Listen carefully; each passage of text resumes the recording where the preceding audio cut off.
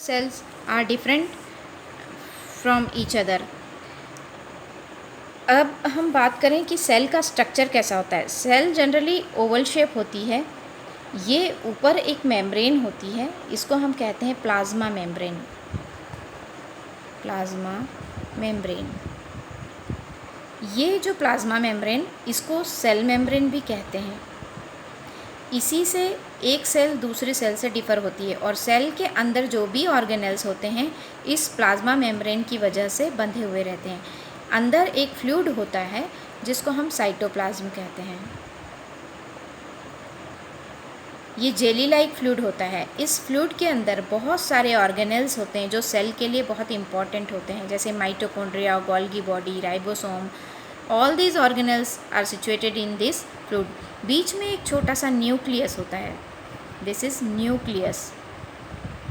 Students, nucleus के ऊपर भी एक न्यूक्लियर मेम्ब्रेन होती है और ये मेम्ब्रेन भी न्यूक्लियर जो मटेरियल होता है उसको बाहर नहीं आने देता है। और न्यूक्लियस के अंदर बहुत सारे न्यूक्लियर सब्सटेंस होते हैं। न्यूक्लियर इम्पॉर्टेंट रोल होता है। ये सेल के लिए एक ब्रेन का काम करता है। जितने भी क्रोमेटिन होते हैं न्यूक्लियस के अंदर होते हैं। न्यूक्लियस के अंदर क्रोमेटिन होते हैं, क्रोमेटिन मटेरियल। क्रोमेटिन मटेरियल में होता है क्रोमोसोम्स कुछ इस तरह की स्ट्रक्चर होता है। इसमें होता है डीएनए, एक डबल हेलिक्स ऐसा डीएनए होता है।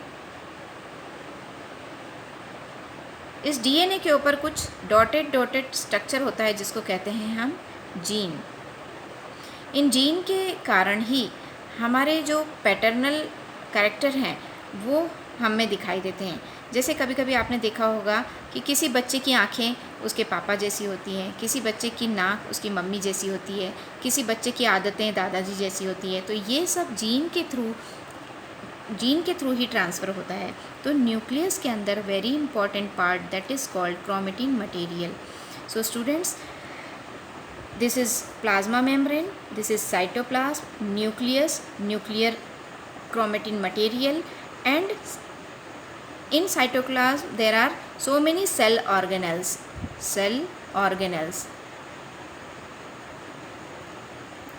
So एक सेल का स्ट्रक्चर कुछ ऐसा होता है।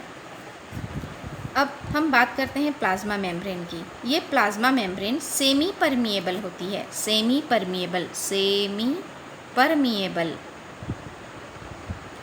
परमिएबल का मतलब ये होता है कि ये प्लाज्मा मेम्ब्रेन जो चीज़ ज़रूरी है उसी को अंदर आने देती है और जो चीज़ ज़रूरी है उसी को बाहर जाने देती है।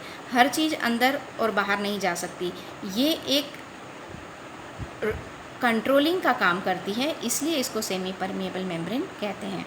अब आपको समझने यस स्टूडेंट्स, हम लोग देखते हैं प्लाज्मा मेम्ब्रेन के बारे में। प्लाज्मा मेम्ब्रेन सेमी परमिएबल होती है। सेमी परमिएबल,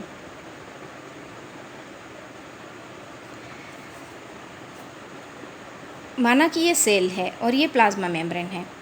तो अभी मैंने बताया कि सेमी परमिएबल होती है। सेमी परमिएबल कैसे होती है? माना कि CO2, इस सेल के अंदर CO2 है और ये CO2, यहाँ CO2 का कंसंट्रेशन ज़्यादा है और सेल के बाहर कंसंट्रेशन कम है।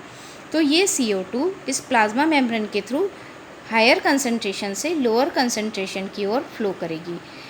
जब कोई मटेरियल हायर कंसंट्रेशन से लो कंसंट्रेशन पर फ्लो करता है उस प्रोसेस को हम कहते हैं डिफ्यूज़न। अगर CO2 का कंसंट्रेशन बाहर ज़्यादा है और CO2 का कंसंट्रेशन सेल के अंदर कम है तो ये हायर कंसंट्रेशन से लोअर कंसंट्रेशन की ओर फ्लो करेगा। इस प्रोसेस को हम बोलते हैं डिफ्यूज़न। इसी तरह से अगर बाहर ऑक्सीजन ज़्यादा है, अंदर ऑक्सीजन कम है, तो ये ऑक्सीजन बाहर से अंदर जाएगी। तो ये प्लाज्मा मेम्ब्रेन इस रेगुलेशन का काम करती है।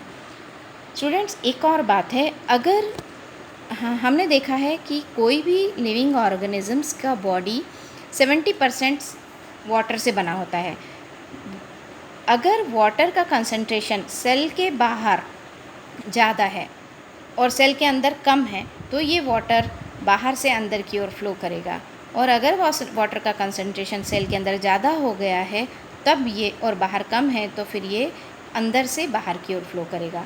स्टूडेंट्स, ये ध्यान रखिए, अगर वाटर या कोई लिक्विड जब फ्लो करता है हायर कंसंट्रेशन से लोअर की ओर, तब उस प्रोसेस को हम डिफ्यूज़न तो कहते हैं, लेकिन वाटर के केस में ये प्रोसेस कहलाती है ऑस्मोसिस। राइट। पानी अंदर जाएगा और सेल थोड़ी सी स्वेलअप हो जाएगी। सेल के बाहर वाटर का कंसंट्रेशन ज़्यादा है, अंदर कम है, तब ये पानी अंदर जाएगा और सेल फूल जाएगी। अगर सेल के अंदर का पानी ज़्यादा है और बाहर कम है, तब ये पानी अंदर से बाहर की ओर आएगा। अगर पानी अंदर से बाहर की ओर आ रहा है और पानी बाहर से अंदर की ओर जा रहा है, तो जब पानी अंदर की ओर जा रहा है तो इसको हम कहते हैं एंडोऑस्मोसिस। और जब पानी बाहर की ओर आ रहा है इसको हम बोलते हैं एक्सोऑस्मोसिस।